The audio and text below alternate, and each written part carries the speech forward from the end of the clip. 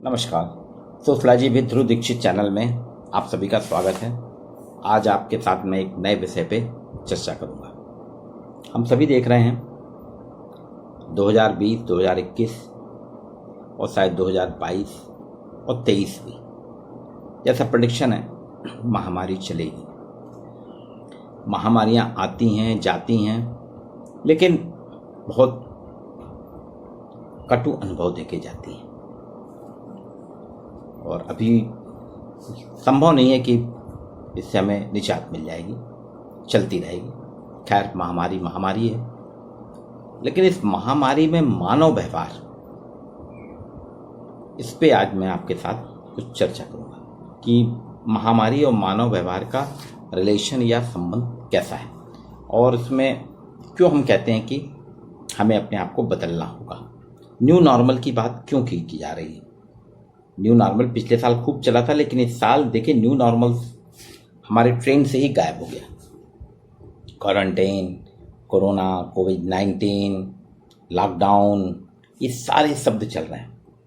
इसी में पिछले साल आपके साथ आपने सुना होगा न्यू नॉर्मल।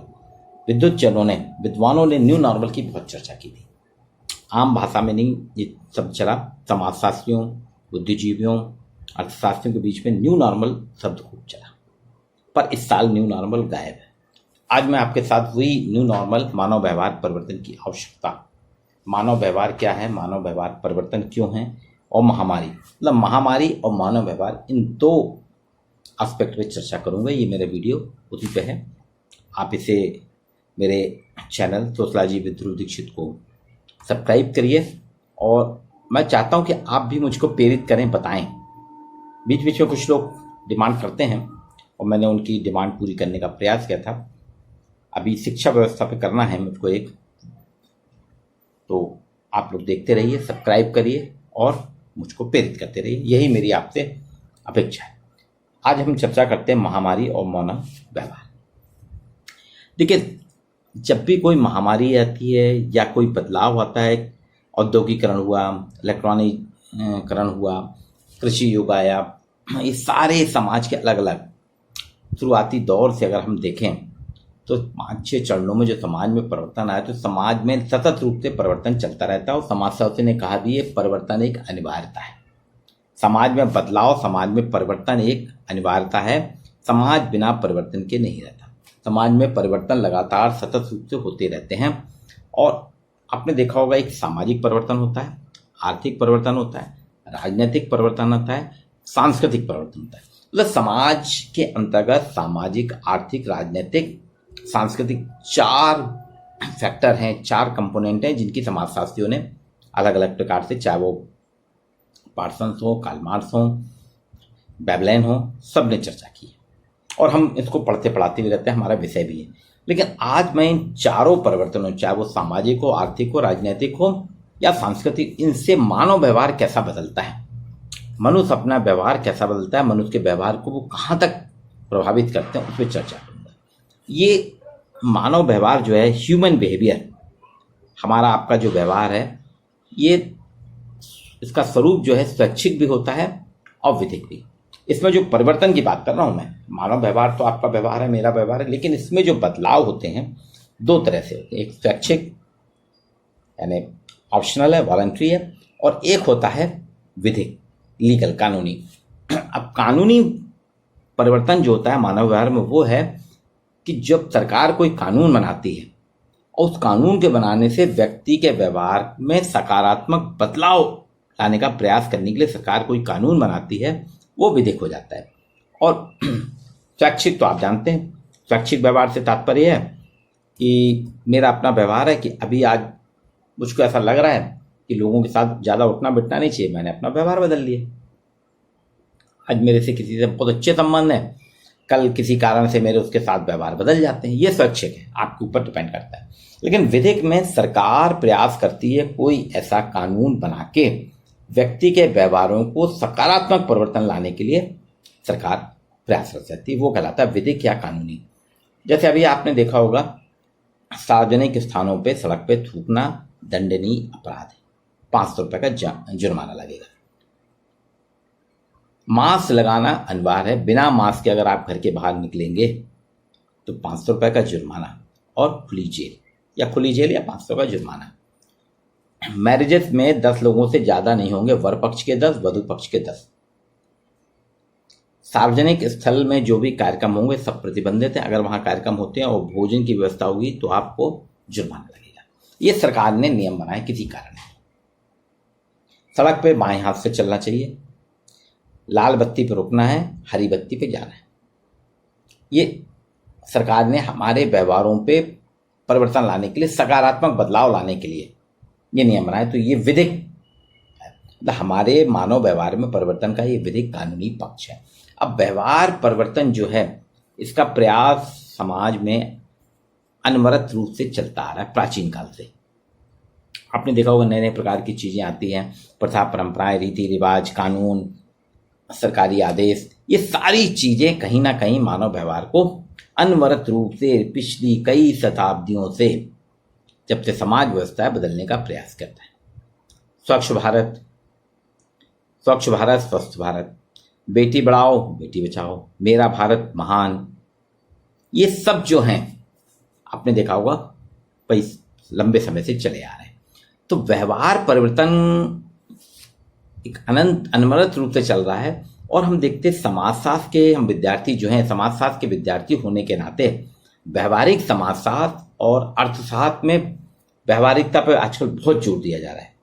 खासतौर से अर्थशास्त्र और समाजशास्त्र में व्यक्ति के व्यवहारिकता पे बहुत ज़्यादा जोर दिया जाता है। इसलिए आपने देखा होगा 2017 में अर्थशास्त्र का जो नोबेल पुरस्कार है, नोबेल प्राइज जो है, रिचर्ड थेलर को व्यवहारिक अर्थशास्त्र पे काम करने के लिए मिला था। व्यवहारिक अर्थशास्त्र पे आपका व्यवहार पे व्यवहारिक जो है अर्थशास्त्र पर उन्होंने काम किया था, उसको उनको नोबेल पुरस्कार मिला था। और पिछले 2 साल से तो हमारे आर्थिक सर्वेक्षण जो है उसमें व्यवहारिक अर्थशास्त्र की अवधारणा का ही प्रयोग किया जा रहा है। व्यवहारिक सामाजिक क्रियाओं को, सामाजिक व्यवस्थाओं को, सामाजिक क्रियाकलापों को, आर्थिक क्रियाओं को महत्वपूर्ण मान के आर्थिक सर्वेक्षण हो रहा है। व्यवहारिक समाजशास्त्र और व्यवहारिक अर्थशास्त्र दोनों समाज से जुड़े हैं, जिसमें व्यक्ति के सामाजिक बदलाव में जो वह सम्मिलित होता है। इसमें ऐसा माने व्यवहारिक अर्थशास्त्र मानता है कि सामाजिक क्रियाकलापों से व्यक्ति के जो व्यवहारों में बदलाव आता है, उसमें माना जाता है कि व्यक्ति अपने निर्णय स्वयं के सर्वोत्तम लाभ को ध्यान में रखकर लेता है। व्यवहारिक अर्थशास्त्री जो है उनका कहना है कि ये समाज से जुड़ा मुद्दा है। वो अर्थशास्त्र वाले हैं और समाज से जुड़े हुए सामाजिक क्रियाकलापों पे, सामाजिक व्यवहारों पर अध्ययन करते हैं। वो कहते हैं व्यक्ति के जो सामाजिक क्रियाकलाप हैं, रोज के जो क्रियाकलाप हैं, उसमें जो व्यवहार सम्मिलित है वो वास्तव में ऐसा माना जाता है कि व्यक्ति अपने निर्णय स्वयं के सर्वोत्तम लाभ को ध्यान में रखकर लेता है। इसमें व्यक्ति लाभ, प्रॉफिट, उपयोगिता, यूटिलिटी और लागत, एक्सपेंडिचर को ध्यान में रखकर निर्णय लेता है। सामान्य तौर पे ये अर्थशास्त्री की भाषा, लेकिन अगर अपन सामान उसमें देखें तो बिल्कुल सही है। हम बाजार में आजकल वही सामान खरीदते हैं जिसमें हमको लाभ होता है, जो हमारे लिए उपयोगी होता है, और हम उसकी लागत देख के करते हैं। कई बार आपने देखा होगा हम सर्च करते हैं नेट में आजकल, एसी कौन सा एसी अच्छा है, क्या है उसकी उपयोगिता, क्या है उसकी गारंटी, क्या है, कितनी कूलिंग है उसमें। उसके बाद हम देखते हैं कि उसकी कीमत, प्राइस टैग कितनी क्या है। कभी कभी हम महंगा एसी ले लेते हैं। अब लोग कहते हैं आपने महंगा एसी ले लिया, 30,000 में 1.5 टन का आपको मैं बढ़िया फलानी कंपनी का डाला देते हैं, आपने ये 32,000 का लिया।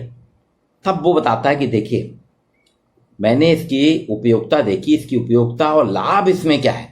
उपयोगिता तो मुझको कूलिंग चाहिए, ठंडा चाहिए, गर्मी में मैंने इसलिए लिया। इसमें लागत जो है वो भी देखी, लेकिन इसमें एक महत्वपूर्ण लाभ ये देखा कि इसमें जो बिजली की खपत है, बिजली की जो खपत है वो सबसे कम है। अगर मैंने साल भर इसमें बिजली का बिल पे किया तो वो मेरा साल भर का बिजली का बिल, एक एवरेज निकाल रहा हूँ, सामान्य तौर पे 6,000 रुपये लगेगा। जबकि जो आप 30,000 वाला बता रहे हैं, ये मैंने 32,000 के लिए, आप जो 30,000 का 1.5 टन का एसी बता रहे हैं, उसमें आप देखिए बिजली की खपत सीधे सीधे 10,000 हो जाती है। तो मैंने 4,000 बचाया। तो ये लाभ, मतलब आज व्यक्ति जो है, व्यक्ति, इसलिए अर्थशास्त्री कहते हैं कि समाज से, व्यवहारिक अर्थशास्त्र जो है समाज से जुड़ा है। इसमें व्यक्ति अपने सामाजिक क्रियाकलाप में वह व्यवहार करता है जिसमें उसको लाभ होता है, जो उसके लिए उपयोगी होता है, और उसके साथ साथ वो उसकी लागत को भी ध्यान में रखता है। और तब निर्णय लेता है। तो मानव व्यवहार का मूलतः समाज उसके बनाए नियमों से मनुष्य प्रभावित होता है। और भारत में तो खासतौर से सामाजिक और आर्थिक नियम हमारे जीवन के महत्वपूर्ण स्थान रखते हैं, जो हमारे व्यवहार को प्रभावित करते हैं। लेकिन आजकल आर्थिक भी करने लगे। पहले हमारे यहाँ सामाजिक धार्मिक नियम जो थे वो हमारे जीवन को महत्वपूर्ण स्थान रखते थे जीवन में, उसी के आधार पर हम व्यवहार करते थे। लेकिन अब आर्थिक भी, अब आप देखिए लोग बाग देखते हैं कौन सा टीवी अच्छा, कौन सा मोबाइल अच्छा है, किस मोबाइल में क्या ज़्यादा फंक्शन है, रेट के हिसाब से किसकी ड्यूरेबिलिटी है, कौन सी कंपनी है, ये सारी चीज़। अभी आपने देखा हो पिछले साल चाइना का आइटम क्यों अलग करा गया। चाइनीज आइटम में, चीनी सामान में सस्ता होता है लेकिन क्वालिटी नहीं होती, ड्यूरेबिलिटी नहीं होती। तो उन्होंने कहा बार बार खराब होता है, सस्ता रोए बार बार, महंगा रोए एक बार। इस कहावत को, भारतीय कहावत है ये। तो देखिए ये व्यवहारिक अर्थशास्त्र है। अब ये व्यवहारात्मक समाजशास्त्र की जो संकल्पना है, व्यवहारात्मक जो अप्लाइड सोशलॉजी है, वो कहता है बिना दबाव के सकारात्मक दिशा निर्देशों और परोक्ष सुझावों द्वारा समाज को वांछनीय और लाभकारी व्यवहार अपनाने के लिए प्रेरित करता है। अप्लाइड साइकोलॉजी आपने देखा होगा, अभी आजकल जब से कोविड आया, फिजिकल डिस्टेंसिंग, शारीरिक दूरी चल रही है कि आप संक्रमण से बचने के लिए दूर रहें। नमस्ते की बात हो रही है, नमस्ते, हाथ मिलाने जो सेकंड करते थे वो बंद होके नमस्ते, किस करना बंद हो गया। फेस मास्क का प्रयोग, ड्रॉपलेट से वायरस फैलता है। जब मैं बोलता हूं तो ड्रॉपलेट जो निकलते हैं, मेरे सामने होगा कोई, उसको कवर करेगा तो संक्रमित करेगा, इसलिए ड्रॉपलेट्स से बचाव के लिए फेस में मास्क लगाना, हाथों को सैनिटाइज करते रहना, हाथों को साबुन से धोते रहना। ये सब देखिए व्यवहारात्मक अप्लाइड सोशलॉजी के अंतर्गत, वो कहता है ना, अप्लाइड सोशलॉजी जो है व्यवहारात्मक समाजशास्त्र, वह संकल्पना है जो बिना दबाव के सकारात्मक दिशा निर्देशों, इसमें देखिए कोई दबाव नहीं, आपको करना है बोला गया और हम कर रहे हैं, सकारात्मक पॉजिटिव डायरेक्शंस और परोक्ष सुझाव जो डायरेक्ट आपके लिए सुझाव रहते हैं, उनके द्वारा समाज को वांछनीय और लाभकारी व्यवहार अपनाने के लिए प्रेरित करता है। ये है आपका व्यवहारात्मक अप्लाइड सोशलॉजी। आपने देखा होगा पहले खुले में शौच करते थे लोग, वहाँ पिछले 4-5 साल पहले तक की स्थिति, खुले में शौच करते थे और जो पब्लिक टॉयलेट रहते थे उसमें दरवाजे नहीं रहते थे, तो खुले में शौच के प्रति नकारात्मक भाव पैदा हुआ। सरकार ने मुहिम चलाई, खुले में शौच नहीं जाना, तो एक नकारात्मक भाव पैदा हुआ। और सामुदायिक जो कम्युनिटी टॉयलेट थे उनमें दरवाजा बंद, ये थ्योरी चली कि दरवाजा बंद रखना है, फिल्म भी आई थी टॉयलेट। तो आप देखिए लोगों का व्यवहार बदला। ये है आपका अप्लाइड सोशलॉजी, जो आपके व्यवहार को बदलती है, व्यवहार को परिवर्तित करती है। ऐसे हमने देखा होगा लड़कियों को पढ़ाने की बात, लड़के बराबर हैं। सेल्फी विथ डॉटर, आप सेल्फी लेते हैं ना, सेल्फी विथ डॉटर का चलन 2 साल पहले सब लोग अपनी अपनी बेटियों के साथ अपनी फोटो डालते थे फेसबुक में, व्हाट्सएप में, सेल्फी विथ डॉटर। इससे देखिए बच्चों के प्रति, बालिकाओं के प्रति एक सकारात्मक सोच, व्यवहार है। अब एक और मैं मानव व्यवहार की बात करता हूं, सामाजिक विपणन, सोशल कंज्यूमरिज्म से। बाजार में आज हम जाते हैं, अपनी जरूरत की वस्तुओं के अतिरिक्त अन्य वस्तुओं को भी खरीद लेते हैं। सस्ता है, फ्री है, चलो ले लेते हैं। ये टेंडेंसी है हमारी। हमको कपड़े नहीं भी खरीदना, लेकिन हम पहन के देखते हैं, कुछ लोग ले लेते हैं, नहीं चेक करके देखते हैं, पहन के ट्रायल रूम में जाते हैं, पहनते हैं। तो ये सामाजिक विपणन के तहत हमें इससे अब बचना होगा। हमारा सामाजिक व्यवहार सामाजिक विपणन के परिप्रेक्ष्य में करना पड़ेगा कि जो चीज जरूरत है, जिसकी आवश्यकता है वही लें। कपड़े अगर आपको जरूरत नहीं है, आप क्यों कपड़े पहन के देख रहे हैं? आप कपड़े का अपना एक साइज रखिए, फिक्स, सबको मालूम रहता है, आप उस हिसाब से कपड़ा खरीदिए। क्योंकि हो सकता है कि आप जिस कपड़े को पहन रहे हैं उसको 2 लोग पहन के गए हैं, संक्रमित लोग, और फिर आपने पहना, तो कहीं ना कहीं आप निमंत्रण दे रहे। तो सामाजिक विपणन हमारा जो है, खरीदारी बाजार जो है, उसमें भी सामाजिक व्यवहार होना चाहिए कि सामाजिक विपणन को अपने व्यवहार में लाएं, कि हम अपना व्यवहार बदलें, क्या लेना है क्या नहीं लेना है। ये चीज कपड़े पहन के ना देखें।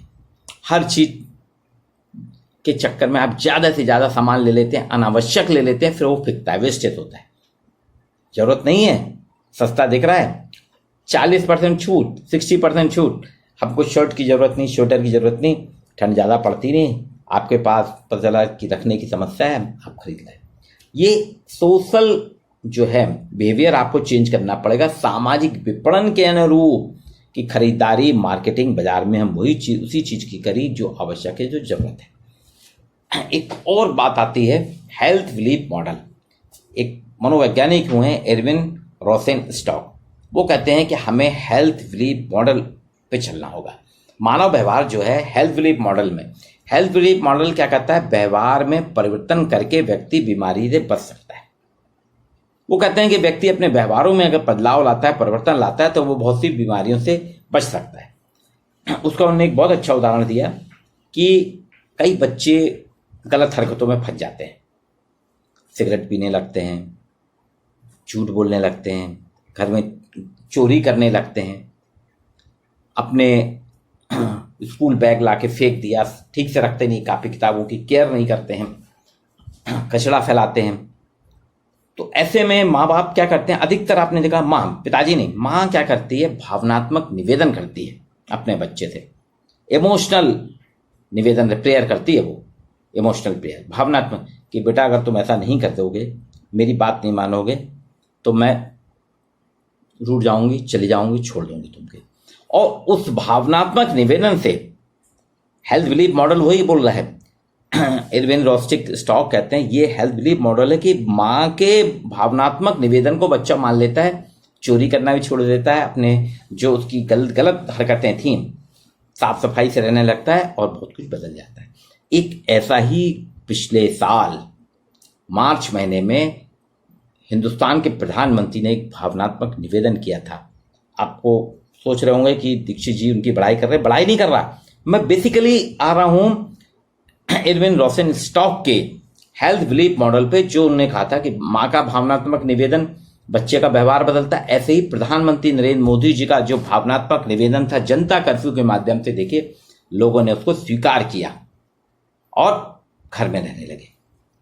लॉकडाउन था ना, किसी ने देखा नहीं था, तो वो जनता कर्फ्यू के माध्यम से लोगों ने अपना लंबा समय बिताया और अभी भी वही निवेदन है। प्रधानमंत्री का निवेदन देखिए वो।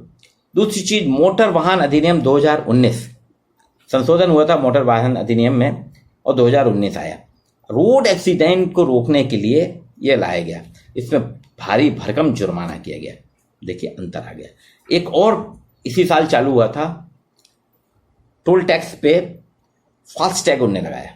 पहले कहा था 15 जनवरी के बाद फास्टैग नहीं होगा आपके, उसमें कैश पेमेंट नहीं होगा, तो उसमें बहुत गलतियां हो रही थी, धांधली हो रही थी, उसको रोकने बोले आपके फास्टैग नहीं होगा, कैश पेमेंट नहीं लेंगे, आपको दुगना किराया टोल देना पड़ेगा, 100 के 200 देना पड़ेंगे। फिर 15 फरवरी का रहा, 18 फरवरी का, और देखिए बिल्कुल फास्टैग, हर गाड़ियां फास्टैग से चल रही, समय भी बच रहा है, पैसे की भी पारदर्शिता। ये होते हैं हेल्थ बिलीफ मॉडल, इस पे हमको चलना पड़ेगा। हमको कुछ ऐसा वो जो कहा था कि हमको अपने व्यवहार में परिवर्तन करना होगा। जैसे अभी कोविड आया, कोविड में मास्क लगाने लगे, सैनिटाइजर का प्रयोग करने लगे, लोगों से दूरी रखने लगे, भीड़ भाड़ वाले इलाकों में, आजकल मैरिज वगैरह में नहीं जा रहे हैं लोग, ज़्यादा जाते ही नहीं है। अगर कुछ लोगों ने देखा कि जब जा भी रहते तो खान पान पे प्रतिबंध के, बाहर से खाना बंद कर दिया, नहीं तो सड़क चलते कहीं भी, जबलपुर में तो हर कोई रास्ता चलते सड़क में खड़ा हो जाता है, चाय पीता है, चाट खाता है। ये पिछले 6 महीने में बदलाव। तो आपको ऐसे हेल्थ बिलीफ मॉडल बनाने पड़ेंगे कि आपको अपने व्यवहार में खुद बदलना होगा। सामाजिक एकांतवास जो क्वारंटाइन कराता है, सामाजिक एकांतवास, इसमें क्या भेदभाव बढ़ाता है। व्यक्ति महसूस करता है कि वह दूसरों को संक्रमित करने का उसमें एक अपराध बोध आ जाता है। जो संक्रमित व्यक्ति है वो एकांतवास में, उसमें एक मन स्थिति बन जाती है कि मेरे कारण मैं ऐसा हूं, तो एक अपराध बोध से ग्रसित हो जाता है। इसलिए आजकल देखिए लोग, बहुत से लोग क्वारंटीन होने लगे। ये हेल्थ बिलीफ मॉडल है कि आप क्वारंटीन हो जाए कि मेरे कारण कोई संक्रमित ना हो। परिवार में अगर एक सदस्य होता है तो अपने आप कहता है क्वारंटीन में। मेरे को लास्ट ईयर की याद है, जबलपुर में पहला केस आया था। एक बच्चा था, जर्मनी से आया था पढ़ने, एयरपोर्ट बच्चा, उसकी माँ उसको लेने गई थी। उसने कहा, नाम नहीं लूंगा, नाम लेने कोई मतलब नहीं, उसने कहा साहब मम्मी आप टैक्सी से जाइए, और अपना सामान कार में रखा। बोला मम्मी आप मेरे साथ नहीं आएंगे, मैं जर्मनी से आ रहा हूं, मैं एकांतवास में रहूंगा, हो सकता है। और वो निकला था, पहला केस था जबलपुर का। तो ये एकांतवास की जो है सेल्फ बिलीफ सिस्टम कि आपको होना पड़ेगा। आपको इंटरनेट में आप देखिए ना, बहुत व्यवहारवादी परिवर्तन किया है। आज स्वास्थ्य संबंधी जो विचार हैं इस पे लोगों में संवाद जो है उसका व्यवहार बदल गया है। अब लोग बात चिंतित होते हैं, थोड़ी बहुत सर्दी खांसी होती है तत्काल फोन पे व्हाट्सएप पे बात करते हैं, भाई ऐसा है क्या करें।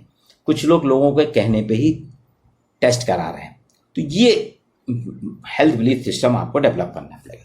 एक और मानव व्यवहार पे बात आती है, मनो आर्थिक साइको इकोनॉमिक इफेक्ट। देखिए साइको इकोनॉमिक इफेक्ट ऐसा, मनोवैज्ञानिक रूप से आज हर व्यक्ति सैनिटाइजर का प्रयोग करने लगा, फेस मास्क लगाने लगा। और आपने देखा होगा लॉकडाउन पीरियड में लोगों ने, आजकल जरूरत, हम कहीं भी जाते हैं किसी भी दुकान में आपके पास है फेस मास्क है, मास्क है आपके पास, सैनिटाइजर भी, फिर भी आप खरीद लेते हैं। जरूरत से ज्यादा सामान खरीदना, लास्ट ईयर हुआ था, टॉयलेट पेपर जो था बहुत लोगों ने खरीद लिया कि बंद हो रहा खरीद। तो ये उत्पाद जो जरूरत से ज्यादा खरीदने की मानसिकता है, ये एक पैनिक क्रिएट करती है। ये मनोआर्थिक प्रभाव है।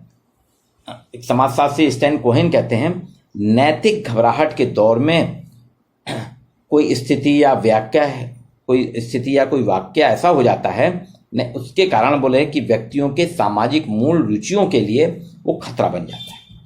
बोले नैतिक घबराहट जो होती है, जो डर है, नैतिक डर जो अभी है, वो वास्तव में कोई घटना घट जाए या कोई स्थिति ऐसी निर्मित हो जाए जिसके कारण व्यक्ति के जो व्यवहार हैं उसमें वो प्रभावी होने लगते हैं। व्यक्ति अपने सामाजिक मूल्यों रुचियों के लिए एक खतरा बन जाते हैं। जैसे 1980 में एड्स आया था, एड्स के कारण जो समलैंगिक लोग थे उनके यौन व्यवहारों को इसके लिए जिम्मेदार ठहराया गया।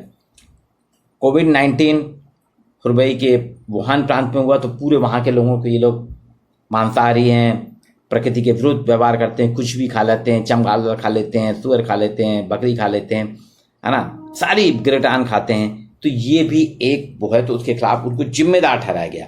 ये साइकोलॉजी है, मनोआर्थिक प्रभाव की, इसके कारण से पड़ा। और आप ऐसा दौर जब होता है, मनोआर्थिक प्रभाव के कारण लोग जरूरत से ज़्यादा खरीदारी करने लगते हैं। समाज के हाशिए पर रह रहे लोग जो केंद्र के करीब में रहते हैं उनकी तुलना में ज़्यादा प्रभावित होते हैं। वो कहते हैं, स्टैनले कोहेन कहते हैं कि समाज के हाशिए में रहने वाला व्यक्ति ऐसे समय में जो केंद्र में रहने वाला व्यक्ति उसकी तुलना में ज़्यादा प्रभावी। आपने देखा होगा जो रोज़ डेली वेजर हैं, डेली कमाते खाते हैं, उनकी हालत क्या है, दुकानें बंद हैं। लेकिन मेरे आपके जैसे लोग, हमको सैलरी मिल रही है, सिक पे मिल रही है, हम घर में बैठ के वर्क फ्रॉम होम कर रहे हैं। तो देखिए मेरे पे ज़्यादा असर नहीं हुआ, लेकिन वो जो रोज़ का है, हाशिए पे रहने वाला आदमी जो था वो सबसे ज़्यादा प्रभावी। ये मनोआर्थिक प्रभाव जो है मानव व्यवहार पे बहुत बुरी तरह से पड़ता है। कभी भी कोई स्थिति ऐसी, कोई घटना ऐसी हो जाती है तो उसके कारण वो एक डर, फियर में रहने लगता है और वो बहुत ज़्यादा प्रभावित होता है। अब महामारी में हमारे जो मानव व्यवहार है उसको जो बदलाव आता है, उसके कुछ चर्चा के साथ साथ ये देखिए हमको प्रबंधन भी सीखना होगा। एक जोखिम का प्रबंधन जो है वो हमारे समाज को जटिल बना रहा है। प्रबंधन में जो जोखिमता आ रही है वो हमको जटिलता बना रही है। रोकथाम, उपचार, ये व्यक्तिगत निर्णय है।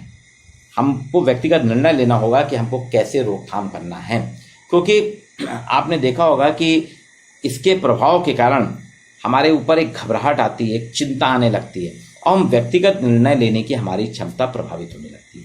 कई बार हमको है कि ये करना क्या नहीं करना, लेकिन हम गलत निर्णय ले लेते हैं। जैसे लास्ट ईयर हांगकांग में टॉयलेट पेपर एक पैनिक बन गया था। हर कोई टॉयलेट पेपर इतने ज़्यादा बिक गए, रोल्स टॉयलेट पेपर के कि वो पैनिक था। हर जिसके पास स्टॉक था फिर भी वो खरीद रहा था। तो ये एक हमारे व्यक्तिगत निर्णय के कारण प्रभाव है कि हम ऐसी स्थितियों में, घबराहट में हम कर लेते हैं।